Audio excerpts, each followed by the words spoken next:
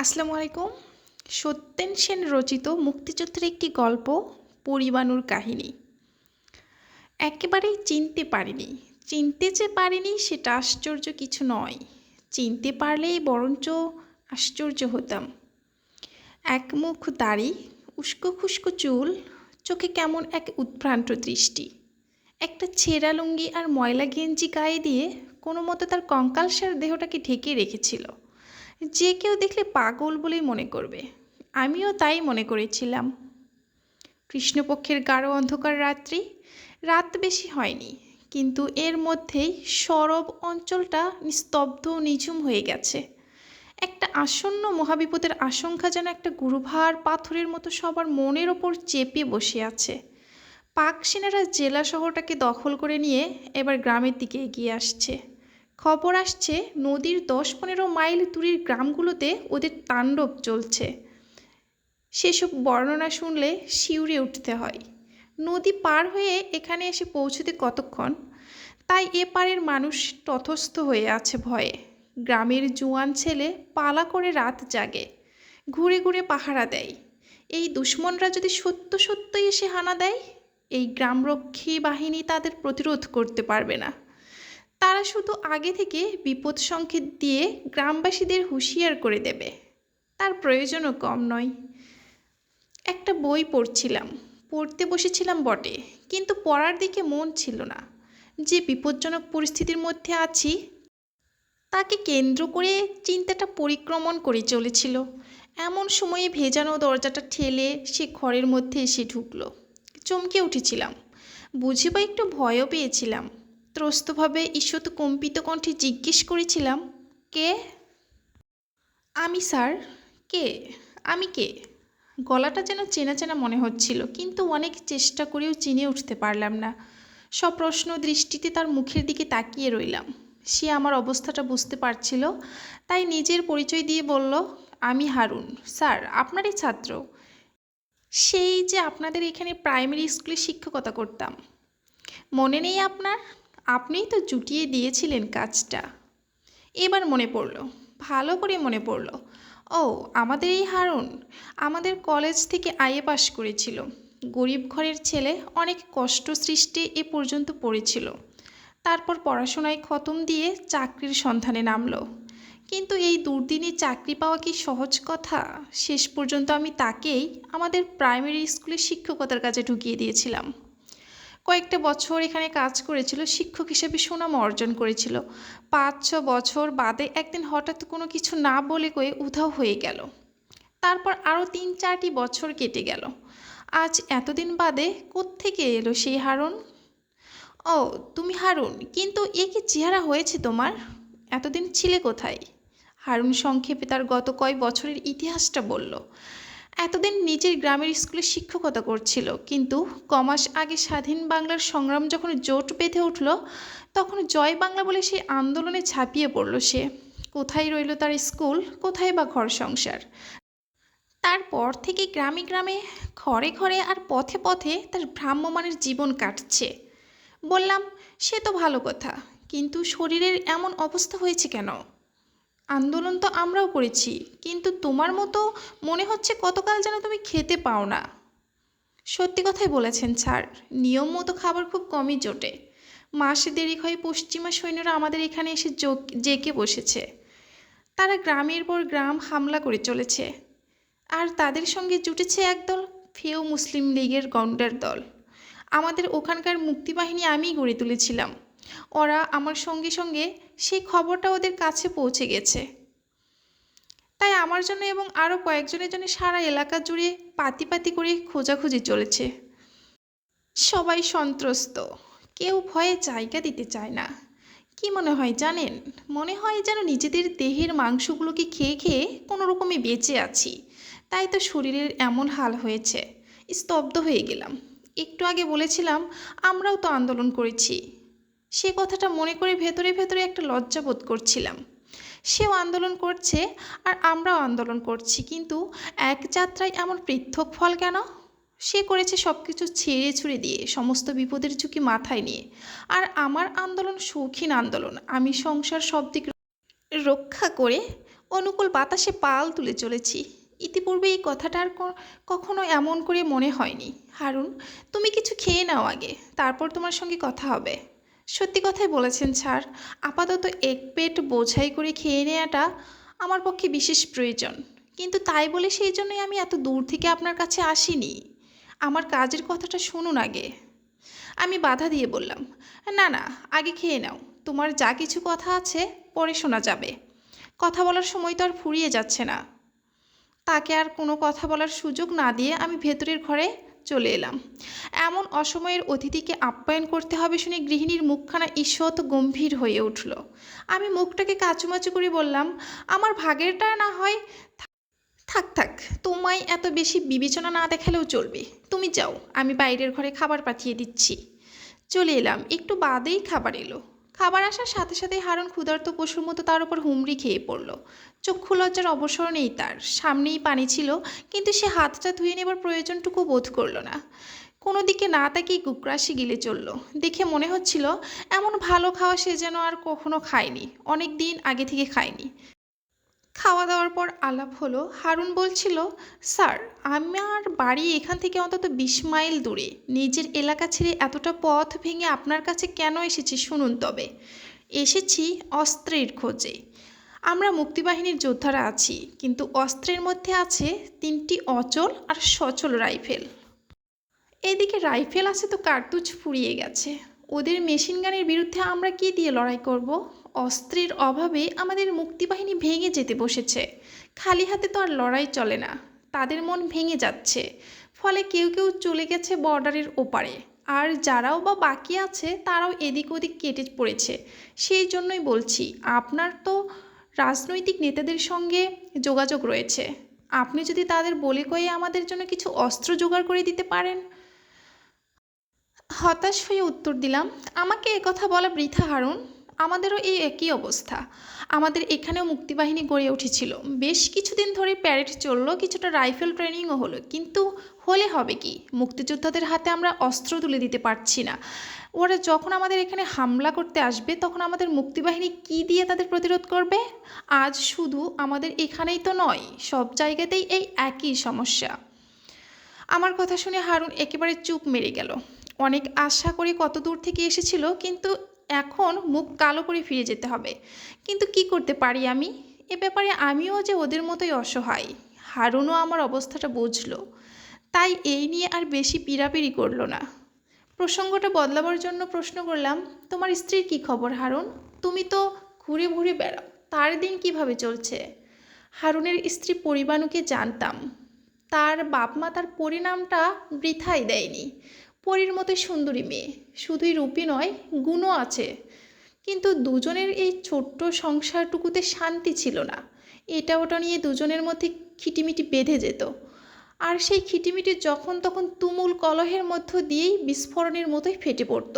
মনোমালিন্যের প্রদাহটা যখন উচ্চতম তাপমাত্রায় গিয়ে পৌঁছতো, তখন আমাদের হারুন মাস্টার সবার সামনেই গবেষণা করতো যে এমন বউ নিয়ে সংসার করা তার আর পোষাবে না, সে ওকে তালাক দেবে। আমার মাথাটা যেন ঠান্ডা হয়ে আসতো। ওসব কথা চাপা পড়ে যেত। এমনিভাবে তাদের ঊর্ধ্বমুখীর জীবন প্রবাহ বয়ে চলছিল। এসব কথা ওদের পাড়ার লোকদের মুখ থেকে শুনেছি। আহা, পরের কথা ছেড়ে দিলাম, হারুন নিজেই কতদিন এসব কথা আমার কাছে বলেছে।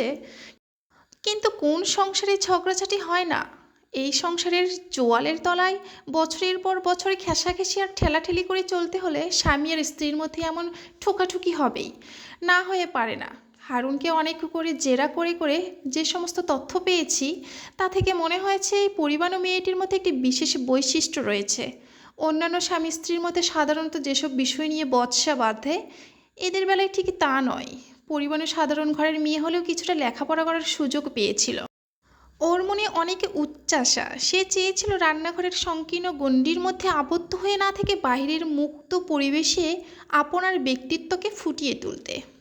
এ যুগে সেটা দোষের কথা নয়, গুণের কথাই। তার মতো আরও অনেক মেয়ের মনেই হয়তো এই ইচ্ছাটা গুমড়ে গুমড়ে মরে। কিন্তু গ্রামের সাধারণ মুসলমান ঘরের কুলবধূর পক্ষে সেই পথে এগোতে গেলে পদে পদে অনেক বাধা। এই উচ্চাসার পাখাটাকে ছড়িয়ে দিতে গেলে তার উপর প্রচণ্ড ঘা পড়ে। তখন হয়তো সেই উদ্যত পাখাটাকে গুটিয়ে নিতে হয়, নয়তো চূর্ণ হয়ে যাবার আশঙ্কা আছে জেনেও বিদ্রোহ করতে হয়। দ্বিতীয় পন্থাটাকে বেছে নেবে পরিবাণু, সেই ধাতের মেয়ে। ওদের স্বামী স্ত্রী কলহ বিবাদের পেছনে এটাই ছিল মূল কারণ। অন্ততপক্ষে হারুনের মুখে নানা উপলক্ষে ওর সম্পর্কে যে সমস্ত কথা শুনেছি তা থেকে আমার মনে এই ধারণাটাই গড়ে উঠেছিল। আজ কিন্তু অবাক হয়ে গেলাম। পরিবারের প্রসঙ্গটা তুলতেই সে তার প্রশংসায় আর আনন্দ গৌরবে উচ্ছ্বসিত হয়ে উঠল। ওর মুখ যেন থামতে চায় না। ওর মতো এমন মেয়ে নাকি হয় না। তাই তার এই অপ্রত্যাশিত উচ্ছ্বাস দেখে না হেসে থাকতে পারলাম না। বললাম, কিন্তু হারুন, তুমি একদিন ওর সম্পর্কে। সেসব দিনের কথা রেখে দিন স্যার। সেদিনে যত কিছুই বলে থাকি না কেন, আজ একথা ভালো করেই বুঝতে পারছি, সেদিনের দোষটা ছিল আমারই। আমি দৃষ্টির ঘোরে সোজা জিনিসটাকে বাঁকা করে দেখতাম। সেজন্যই ওর মনের আশা আকাঙ্ক্ষাকে এমন করে চেপে রাখতে চাইতাম। বিস্মিত হলাম। আমাদের এই সমাজে মেয়েদের সম্পর্কে পুরুষদের এই মনোভাব খুবই স্বাভাবিক এবং সুলভ, কিন্তু তাই নিয়ে এমন সরল স্বীকারোক্তি কজন দিতে পারে? প্রশ্ন করলাম, তোমার এই দৃষ্টির ঘোর কবে থেকে কাটলো এবং কেমন করে কাটলো? বেশি দিনের কথা নয়, হেসে বলল হারুন। মাত্র মাস কয়েক আগে আমাদের এবারকার এই আন্দোলনের মধ্য দিয়ে এই সত্যটা প্রথমবারের মতো আমার কাছে ধরা পড়ল। আন্দোলনের ভাবনায় ও কাজকর্মের ধান্দায় মগ্ন হয়েছিলাম। ওর দিকে তাকাবার মতো সময়ই ছিল না, মনও ছিল না। এমন সময় একদিন পড়িয়ে আচমকা এক প্রশ্ন করে বসলো, আচ্ছা, এই বাংলাদেশটা কি তোমাদের পুরুষদেরই, মেয়েদের কিছু নয়? আমাদের মেয়েদের নামগুলো কি শুধু সেনচাচ রিপোর্টের পাতা ভর্তি করে রাখবার জন্যই? এ আবার কেমন প্রশ্ন? আশ্চর্য হয়ে জানতে চাইলাম, কেন এই প্রশ্ন করছো? কেন কেন সে কথাও আবার জিজ্ঞেস করছেন?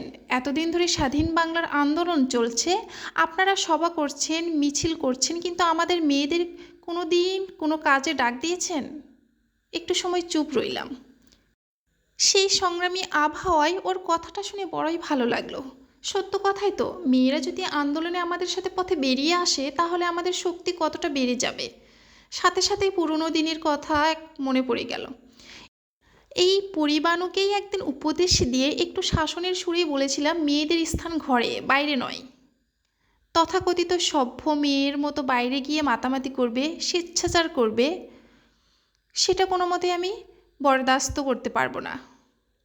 কে জানে পরিবাণু হয়তো সেই মুহূর্তে সেই কথাটাই ভাবছিল, কিন্তু সেই কথাটা স্মরণ করিয়ে দিয়ে সে আমাকে অপ্রস্তুত করতে চাইল না।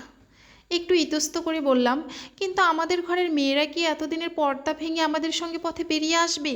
আমাদের সমাজ।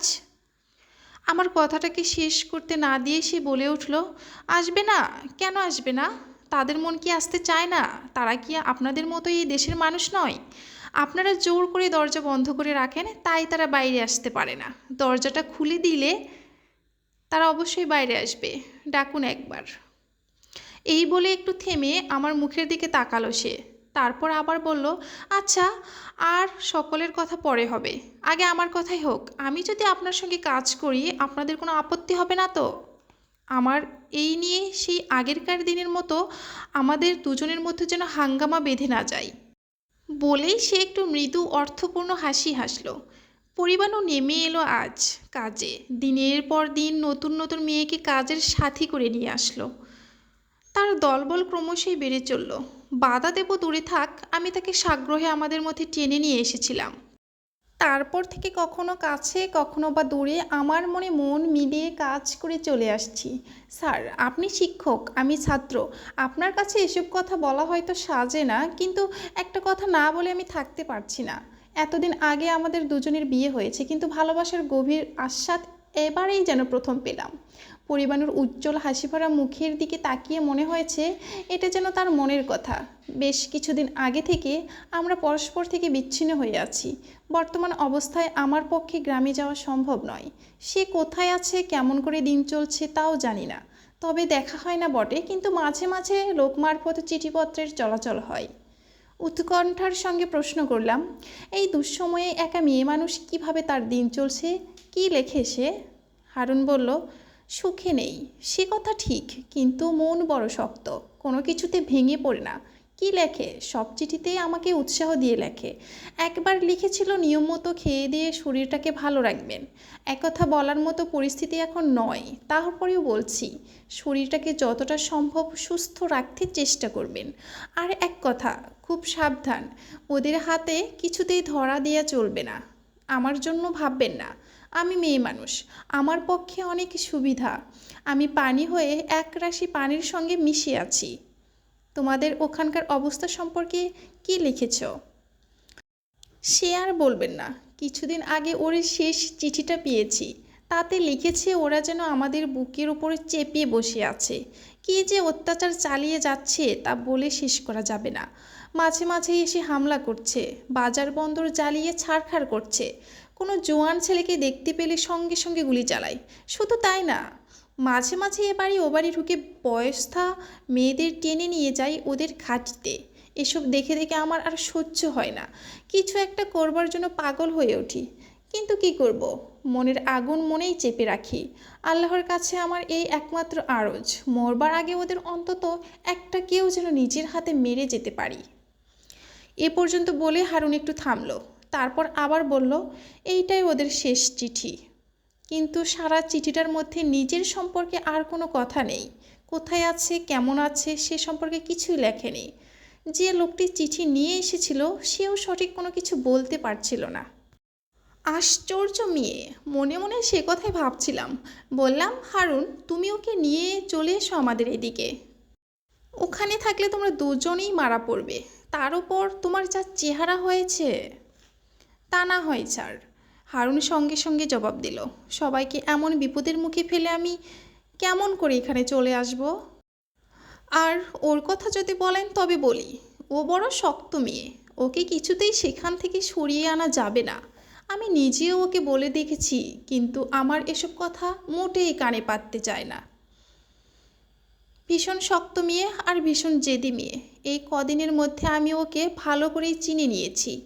এখন আল্লাহ যা ইচ্ছা তাই করবে, তাই হবে। আমি ওকে আল্লাহর হাতে ছেড়ে দিয়ে বসে আছি। সে রাতটা হারুন আমার বাড়িতেই কাটালো। ইচ্ছা ছিল যাওয়ার সময় ওকে কিছু টাকা দিয়ে দেব, কিন্তু সে সুযোগ হলো না। সকালবেলা উঠে দেখি রাত্রি ভোর হবার আগেই হারুন কাউকে কিছু না বলে তার নিজের পথে চলে গিয়েছে। এর কিছুদিন বাদে সেই হামলাকারী বর্বর সৈন্যরা নদী পাড়ি দিয়ে আমাদের এপারে এসে উঠল। তাদের প্রতিরোধ করবার মতো কোনো প্রস্তুতি ছিল না।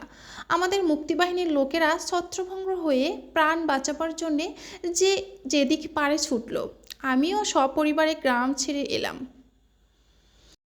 তারপর অনেকে ঝড় ঝাপটার ঘা খেতে খেতে শেষ পর্যন্ত বর্ডার পেরিয়ে কলকাতায় গিয়ে আশ্রয় নিলাম। কোথায় রইল হারুন আর কোথায় রইল পরিবাণু, তাদের কথা নিয়ে মাথা ঘামাবার মতো মনের অবস্থা তখন ছিল না। বহু কষ্টে বন্ধুবান্ধবের চেষ্টায় কলকাতায় মাথা গোজাবার মতো একটু ঠাঁই করে নিয়েছি। কোনো মতে টানাটানি করে দিন চলছিল। সকাল বিকাল চায়ের দোকানে বসে চা খাই, আর চায়ের টেবিলের উপরে যে খবরের কাগজটা থাকে তা থেকে বাংলাদেশের খবরাখবর খুঁটিয়ে খুঁটিয়ে পড়ি। লুণ্ঠিতা ধর্ষিতা বাংলাদেশ আর তার এই পলাতক সন্তানের মধ্যে এটুকুই শুধু সম্পর্ক। একদিন একটা খবর দেখে চমকে উঠলাম। বরিশাল জেলার পিরোজপুর মহকুমার গ্রাম অঞ্চলের মেয়েদের প্রতিরোধের এক বিচিত্র কাহিনী। গ্রামটা আমার পরিচিত না হলেও মনে হলো হারুনদের গ্রামের কাছাকাছি কোথাও হবে। সারা অঞ্চলটার ওপর মিলিটারি জেঁকে বসেছিল। তারা গ্রামে গ্রামে ঘুরে হত্যা আর অত্যাচারের তাণ্ডব চালিয়ে যাচ্ছিল। একদিন 3 জন রাইফেলধারী সৈন্য বিকেলবেলা শিকারের আশায় এক জনবহুল পল্লীর ভেতরে ঢুকলো। দেখতে দেখতে পথ জনশূন্য হয়ে গেল। দুদিকের বাড়ির দরজা জানালাগুলো বন্ধ হয়ে যেতে লাগলো। সৈন্যদের সন্ধানে দৃষ্টি শিকার খুঁজে খুঁজে ফিরছিল। চলতে চলতে ওরা হঠাৎ দাঁড়িয়ে পড়ল। পাড়ার ভেতর থেকে 4-5টি তরুণী সেজেগুজে পথের ধারে এসে দাঁড়িয়েছে। সৈন্যদের দেখে ওদের মনে বিন্দুমাত্র ভয়ের ভাব নেই। মুখের হাসিতে আর চোখের কটাক্ষে ওরা তাদের আমন্ত্রণের গুরু সংকেত জানালো। মুগ্ধ পতঙ্গের দল সেই মেয়েদের পেছন পেছন অনুসরণ করে তাদের ঘরের মধ্যে গিয়ে ঢুকলো। আর এই মেয়েরা জেনে শুনে স্বেচ্ছায় তাদের পশু প্রবৃত্তির কাছে আত্মসমর্পণ করলো। সন্ধ্যা ছড়িয়ে গিয়ে অন্ধকার ঘন হয়ে নেমে আসছিল। দীপশিখার তিস্তিমিত আলোকেই সেই সেই সৈরিনী দল সৈনিকের মুখের কাছে পানপত্র তুলে ধরল। সেই সুধা পানের ফলে ওদের চেতনা একটু একটু করে ঝিমিয়ে পড়ছিল। উপযুক্ত মুহূর্ত বুঝে সেই সৈরিনীরা রণঙ্গিনীর মূর্তি ধরে লাফিয়ে উঠল। তারপর ধারালো দা দিয়ে ওদের কুপিয়ে কুপিয়ে কাটল।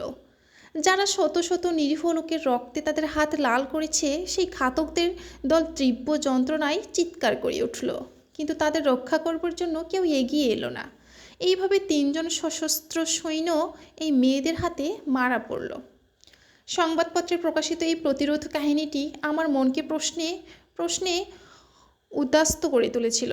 এই ঘটনা কি সত্য না কল্পিত কাহিনী? এই ঘটনা কি সত্য হতে পারে? আমাদের ঘরের মেয়েরা কি কখনো এমন কাজ করতে পারে? দেশের শত্রুদের ধ্বংস করবার সংকল্প নিয়ে দীর্ঘকালের ঐতিহ্যসূত্রে প্রাপ্ত সতীত্বের সহজাত সংস্কারকে কি তারা এমন করে অতিক্রম করতে পারে? কিছুদিন বাদেই এই প্রশ্নগুলোর উত্তর পেয়ে গেলাম। ধারাবাহিক হত্যা আর অত্যাচারের ফলে যে সমস্ত অঞ্চল থেকে দলে দলে শরণার্থী কলকাতায় চলে আসছিল, ঘটনাচক্রে তাদের মধ্যে একজনের সঙ্গে দেখা হয়ে গেল। আমার কৌতূহলী প্রশ্নের উত্তরে সে বলল, হ্যাঁ, ঘটনাটা সম্পূর্ণ সত্য। সেই ঘটনাটি আমাদের পাশের গ্রামের। তবে এই ঘটনাটি সম্পর্কে তাদের কাছ থেকে আরও কিছুটা বেশি তথ্য সংগ্রহ করতে পেরেছিলাম। সে বলেছিল, সেই সৈন্যদের হত্যা করার ব্যাপারে একটি মেয়ে প্রধান ভূমিকা পালন করছিল। বয়স যে তার খুব বেশি তা নয়, কিন্তু মেয়েদের মধ্যে ছোট বড় অনেকেই তাকে আপা বলে ডাকত। মুক্তিবাহিনীর একজন বিশিষ্ট নেত্রী বলে সে তার নামটা সবার কাছে প্রকাশ করতে চাইতো না, কিন্তু তাহলেও তার আসল নামটা আমাদের কাছে চাপা ছিল না। কি তার নাম? আমি সাগ্রহে প্রশ্ন করলাম। পরিবাণু। কি কি কি বললেন? তার নাম পরিবাণু? হ্যাঁ, পরিবাণু। এই মুহূর্তে কত কথা মনে পড়ে গেল, কিন্তু পরিবাণু এই কি সংসারে মাত্র একজনই আছে? আবার প্রশ্ন করলাম, সে দেখতে কেমন? আপনি দেখেছেন কোনো দিন তাকে? না, তাকে দেখিনি আমি, তবে শুনেছি তিনি খুবই সুন্দরী। লোকে বলে পরিবাণু পরীর মতোই দেখতে। তারপর কি হলো পরিবাণুর? সে কি বেঁচে আছে না মরে গেছে? বেঁচে আছে বলে তো মনে হয় না। সৈন্যদের লাশ 3টাকে গুম করে ফেলে দিয়েছিল বটে, কিন্তু খবরটা ওদের কাছে পৌঁছতে দেরি হয়নি। সঙ্গে সঙ্গে ওরা এসে গ্রামটাকে ঘিরে ফেলেছিল।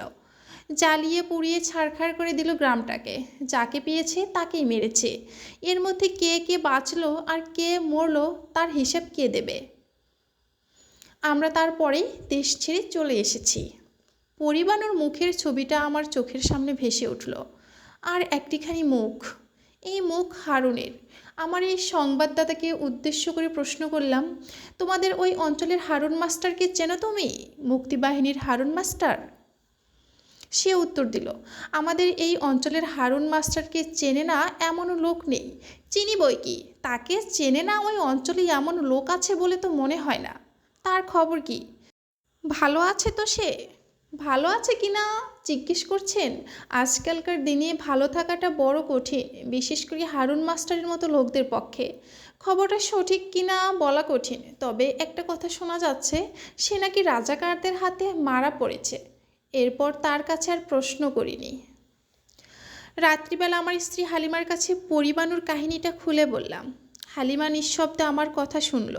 শোনার পরে তাকে চুপ থাকতে দেখে তার মনোভাব সম্পর্কে কেমন একটা খটকা লাগলো। একটু বাজিয়ে দেখবার জন্য বললাম, আশ্চর্য মেয়ে পরিবাণু। আচ্ছা হালিমা, তুমি সত্যি করে বলো দেখি, এ অবস্থায় তুমি এমন কাজ করতে পারতে? হালিমা এবার চুপ করে থাকতে পারল না, ফোঁস করে উঠল, বলল, আমি করবো এমন কাজ? ছি ছি, এমন কথা বলতে পারলে? কোনো ভালো ঘরের মেয়ে এমন কাজ করতে পারে না। এরা আলাদা জাতের মেয়ে। এবার চুপ করে থাকার পালা আমার। একটু চুপ করে থেকে বললাম, সত্যি কথাই বলেছ হালিমা, এরা আলাদা জাতের মেয়ে। এদের চিনিয়ে ওঠা আমাদের সাধ্য নয়।